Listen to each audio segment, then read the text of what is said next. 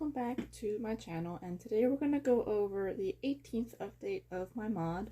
This update added in only a few things, but one of those things would be, relatively important for upcoming updates. So to get started, as usual, with the entities I added in.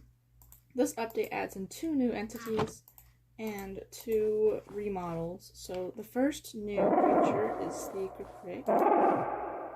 It looks like this, and it's one of the new monster entities, so it spawns more often in easy, normal, or hard mode, and less often in peaceful.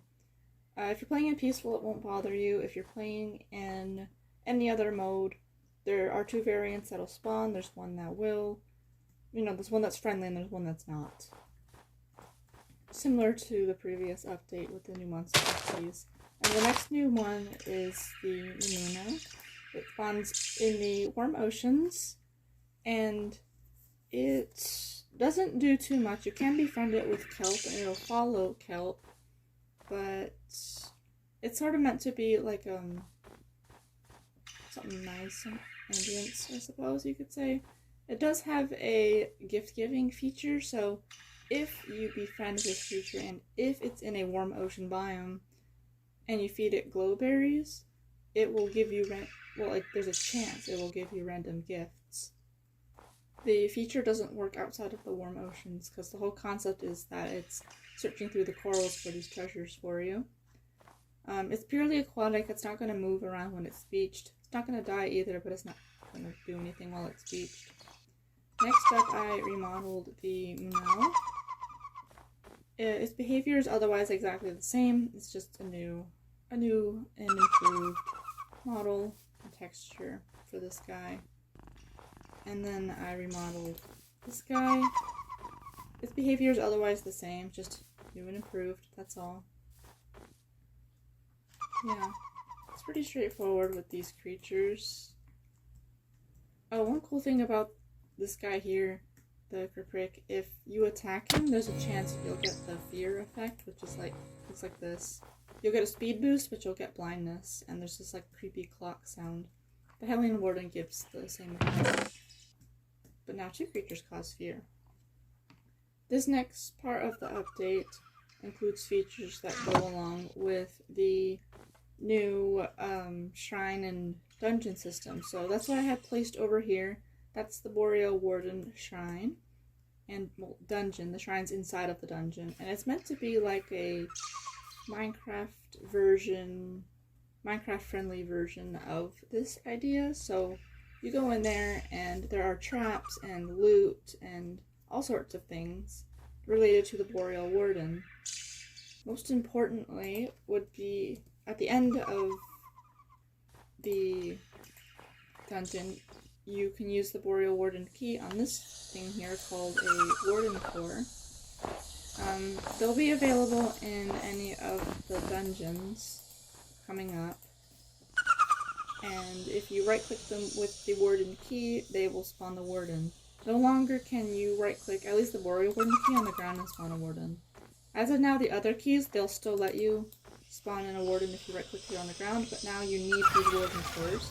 So if you right-click it, the core despawns and the warden spawns instead. And it can be any texture, so like right now it's an albino version of the Boreal Warden spawned in, but any texture or mutation variant available in the mod for the warden can spawn in from the core. And they all have an equal, I think they have an equal chance, I don't remember. Also in the dungeons are these decorations. You cannot craft them, the whole point is to get them while you're exploring, so there's these little stone statues of the Boreal Warden. There's this Boreal Warden armor that you can get, and it adds in huge benefits. It's meant to be overpowered since the creatures in this game are overpowered, especially the wardens. A lot of them, I know Hellion and Ardor can instantly kill the player, so if you don't use the added buffs that are available, you're not going to be able to defeat them normally. So, also within the dungeons are the shrines. These are small, they're supposed to be small. The whole point of them is that you can mine them with a diamond pickaxe and put it in your home, and you can continuously farm any sort of buffs from it. This next part are the herbivore offerings. So wardens that are herbivores need herbivore offerings. Wardens that are carnivores will need carnivore offerings. You know, pretty straightforward. If you right click on the shrine, you'll get random buffs.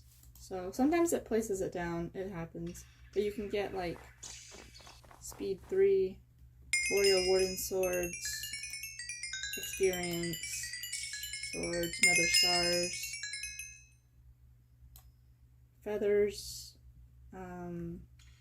regeneration for 8 minutes, all sorts of things. And there's a really, really low chance, but you can also receive the Staff of Peace, which is the Boreal Warden's relic, which leads to the next point of I redesigned the Boreal sword to look a little bit better, I guess. I don't think it's great, but it's better than what it was. Still pretty strong.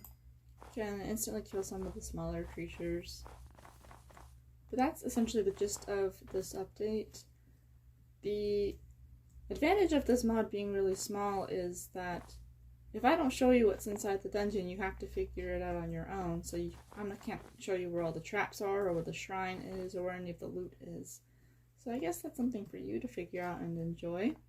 The Boreal Warden dungeons spawn in any of the cold biomes, and they are a rare spawn. This particular one behind me spawned 8,000 blocks away from my original spawn point.